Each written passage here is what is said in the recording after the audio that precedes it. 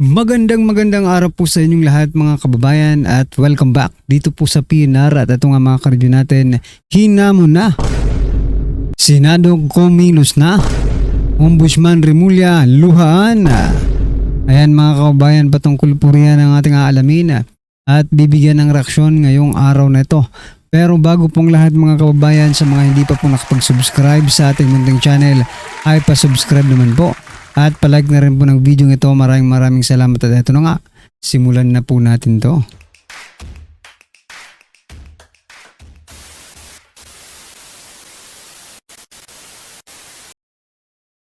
So mga kababayan, bago po natin muling i-play ang video ito, pasadahan po muna natin ang mga nagtitrending na mga balita dito po sa mundo ng social media at unahin na po natin to. Nako, eto mga kababayan. Ayan, suspend in masse, Ombudsman dared. Ayan, Daily Tribune 3 hours ago. Suspend them. Ayan, several law experts have urged Ombudsman Remulla to issue preventive suspension orders to members of the Senate. Ayan mga kababayan, implicated in the flood control scandal to test the resolve of the chamber in dealing with its members accused irregularities. Ayan mga kababayan, pinasususpindi na. Kaya preventive suspension yung mga senador na involved di umano sa flood control anomalies. Aba, bakit naman mga senador, mga kababayan ang sususpindihin ninyo? Diba? Mas dapat ninyong suspindihin siguro yung mga congressman, contractors, ano ba? Pati si Martin, ayan. Dahil halata naman po na ang mga ebidensya, ang mga testigo ay sila po ang tinuturo. Pero bakit nagkabaligtad na ngayon mga kababayan, no? Kayong mga law expert ay ang pinapasuspindi nyo tuloy yung mga senador. Aray ko po. Diba? Like for example, kaya Senator Joel Villanueva. Sususpindihin niya si Senator Joel Villanueva mga kababayan without any dapat patunayan nyo muna bago niyo suspindihin. Dapat yung mga, diba? Yung may mga solid evidence na talagang silang gumawa or itinuturo, yun ang suspindihin mga kababayan. Pero kung ganito lang, no? Mukhang pala desisyon kayo, Anyway, ito pa mga kababayan, pasadahan din po natin to. Malacanang nagsalita na po dito kaya Buying, no? Patungkol po dito sa kinaharap ni Senator Joel Villanueva and former Ombudsman Martires. Sabi po dito sa Abante News Online, Malacanang kay Buying Remulla, Samuel Martires, Joel Villanueva, dikdikin sa pork barrel case. Bakit naman dikdikin? Baka diinin, no? Baka diinin sa pork barrel case na yan. Dapat malaman ang katotohanan sa likod ng umano'y secret decision. Paano nyo nasabing secret decision yun? Available naman yan publicly, di ba? Ni dating Ombudsman Samuel Martires na binaliktad ang hatol na guilty kay Senator Joel Villanueva at ibinasura ang kaso nito kaugnay sa pork barrel scam yan. Bakit? Sino po ba dapat ang magdidesisyon?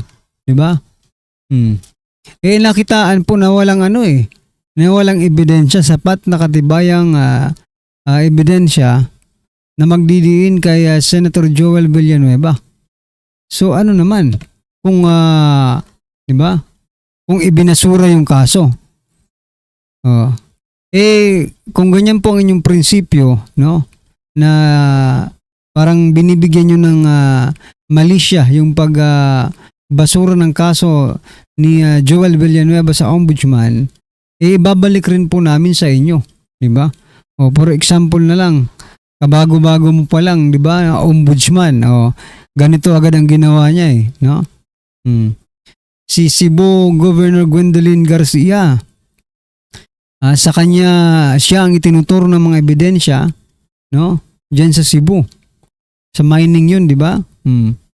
Pero, binasura rin ni Boyeng Rimulya ang kaso. Bakit ganon? Hindi kayo patas, hindi kayo fair, no? Humusga. Pagkakampi ninyo, ganon na agad ang desisyon. Kapag kalaban nyo naman, kahit hukayin pa yan sa malalim na baul, di ba? As long as sa kalaban ninyo, talagang pag-uusapan ninyo yan. Anyway, ano po ang inyong masasabi dyan mga kababayan? I-comment nyo na lang at eto pa. Sabi naman po dito ni ex-ombudsman Martires, kung sino mang tao makakapagsabi na may ginawa akong anomalya sa opisina ng ombudsman, lumantad at sasagutin ko. Ayan Rimulya, wag ka na kasing pa-preskon pa. Komprontahin mo na si ex-ombudsman Martires at hindi ka niya iiwasan, no? Sasagutin ka niya. Sa kanya mo itanong, wag ka nang magpa-press pa. Diba? Kasi ang lumalabas tuloy, mapapahiya ka lang dyan Diba? Kay Martires. Ulitin ko po yung sinabi ni Martires mga kababayan. Hinamon niya po. Ito ang hamon ni dating Ombudsman Martires sa pang-iintriga umano sa kanya.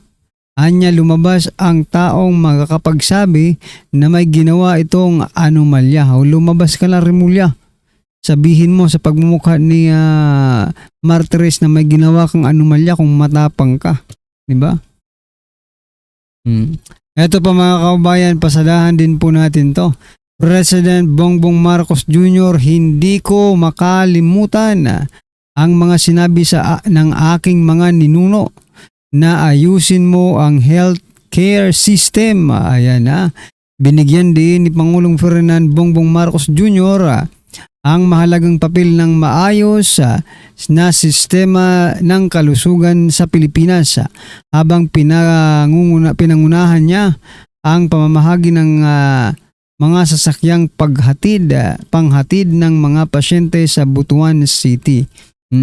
Ayon sa kanyang talumpati, sinabi ni President Marcos na kabilang sa kanyang pangunahing prioridad bilang Pangulo ang pagpapabuti ng serbisyong pangkalusugan alinsunod sa mga aral na iniwan ng kanyang mga ninuno. Anya ang dahilan kung bakit binigyan ko ng malaking focus ang healthcare sa Pilipinas ay dahil hindi ko makalimutan ang sinabi ng aking mga ninuno. Ayusin mo ang healthcare system. Kaya pala kinuha nyo yung PhilHealth Excess Fund na bilyones, di ba? Dahil gusto nyo pagandahin ang healthcare ng Pilipinas. Ano ba? May nagbago ba sa healthcare ng Pilipinas simula nang ikaw ang naupo? Di ba? Paki-expand yan para malaman po ng ating mga kababayan. Baka mamaya hanggang salita na lang naman ito. Di ba? Bakit? Pag pumunta ba sa ang naaalala ko nga, pag pumunta ka sa sa mga ospital, no? Yung anti-rabies na gamot, walang stock, no? Yung sa senior maintenance ng senior citizens, wala rin stocks mga kababayan. Yung bakuna sa kabataan, wala rin stocks. So, ganito ba ang healthcare system mga kababayan? Na sinasabi ni President Bongbong Marcos. Kayo na lang po ang humusga mga kababayan kasi pag-uusapan din po natin ito. Utang ng Pilipinas bumaba ng 71.13% ayon sa BSP. Ayan. Anong masasabi nyo? Batay sa inilabas na pahayag ng BSP, lumabas na bumaba sa 1.10 billion dollar ang halaga ng kabuuang utang ng gobyerno mula Hulyo hanggang Agosto. Mas mababa ito ng 71% kumpara sa 3.38 bilyong utang na naitala sa kaparehong quarter noong nakaraang taon. Ayan mga kabayan, ano po ang inyong masasabi dyan? Bumaba ng 71.13. Is it good or bad? You know, dalawa po, good and bad mga kabayan. Bakit? Unahin po natin yung good. Good dahil hindi na po sila pinauutang siguro ng mga nagpapautang, di ba? Kasi bumaba no? 71%, 29% something na lang po yung ano nila, nagpapautang, ha? Oh. Ibig sabihin mga kabayan, medyo wala nang nagpapautang sa Pilipinas, ha? O yan po ang aking pagkakaanalisa, ha? Or nahihiya na ang gobyernong ito nga mangutang ng mangutang dahil napupuna na po sila ng taong bayan. Okay? Yan po ang good. Yung bad naman po mga kabayan, no? This is really bad kasi wala nang tiwala, no? Yung mga lenders, wala nang tiwala sa Pilipinas kaya bumaba ang utang ng Pilipinas. No? Or nagbayad ba ang Pilipinas sa kanyang utang? Wala namang sinabing nagbayad dito, ang sinabi lang bumaba. Di ba? Anyway mga kabayan, ano po ang inyong masasabi dyan? Ha? Okay, comment nyo na lang po. At eto, last po natin pag-uusapan, ito. Collected VAT, 2024 total of 643 billion. Ayan mga kabayan. Tapos, ang flood control corruption estimated 600 billion. Aray ko po. Sabi po dito, we should rename VAT to recto corruption tax. Aray. Di ba? 600 billion po ang flood control corruption. Yung estimated po yan. Tapos yung collected po na tax 643 ba? Nagtira pa sila ng 43 billion. Para saan kayong 43 billion? Baka sa ibang ano rin yan, no? Sa ibang pangungurakot din, like for example sa DepEd, agriculture, di ba?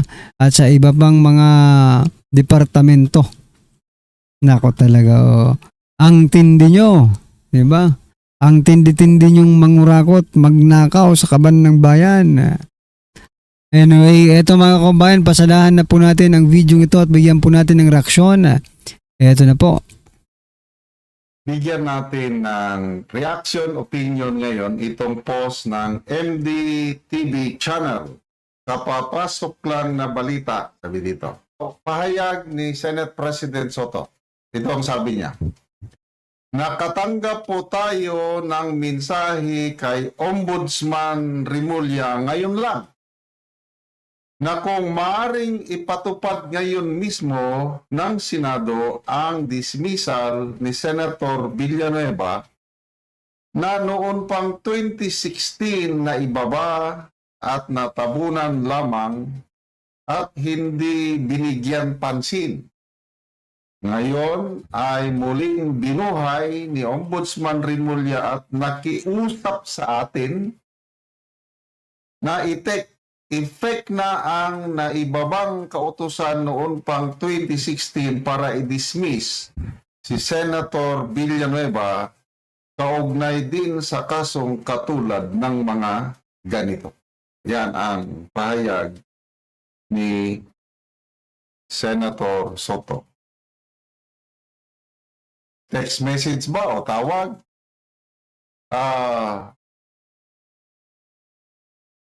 Hindi ko alam itong 2016 na hatol ng ombudsman kay Senator Villanueva. Wala akong masyadong background. Sinerch ko sa Google, sa batas, tinext ko, can the ombudsman has the power to order the dismissal of a senator and members of Congress? Ang lumabas is no. The ombudsman has no power to order the dismissal of an impeachable official. So yan, wala naman pala mga kababayan karapatan si Remulla, puro dakdak lang ng dakdak. Wala ka naman palang karapatan para ipatupad yan, para utusan mo si Soto to dismiss immediately, pa talaga, to dismiss immediately itong si Senator Villanueva. Biruin mo yan, wala ka palang ganong kapangyarihan, Remulla. Nako, sumunod ka naman sa batas. Don't bend the law always, no? Wala tayong mararating yan pag palagi mong binebend ang law. Di ba? Sino-sino ang mga impeachable official? President, Vice President, members of Congress, senador man o kongresista, members of Constitutional Commission. Ayan ang hindi pwedeng i-dismiss ng ombudsman. Kaya, ang naintindihan ko dito, baka yung findings ng ombudsman noon is nire-request ang Senate para mag-undertake ng impeachment proceedings. Somebody has to file an impeachment complaint laban kay Senator Villanueva. So, hindi ko alam kung manggagaling ba sa Kongreso, papunta sa Senado, o Senado na mismo ang mag-initiate ng impeachment proceedings laban kay Senator Villanueva. Yan ang naintindihan ko. So, hindi po basta-basta madaling i-dismiss si Senator Villanueva dahil impeachable official siya. The same manner kay VP So yan mga kabayan, pahiya na naman po itong si Romualdez sa kanyang ginawa kay Senator Joel Villanueva. Ayan, ano po ang inyong opinion, reaksyon patungkol po sa video ito mga kabayan, i-comment nyo na lang po sa baba. Maraming salamat po. Please don't forget to like the video. Maraming salamat po.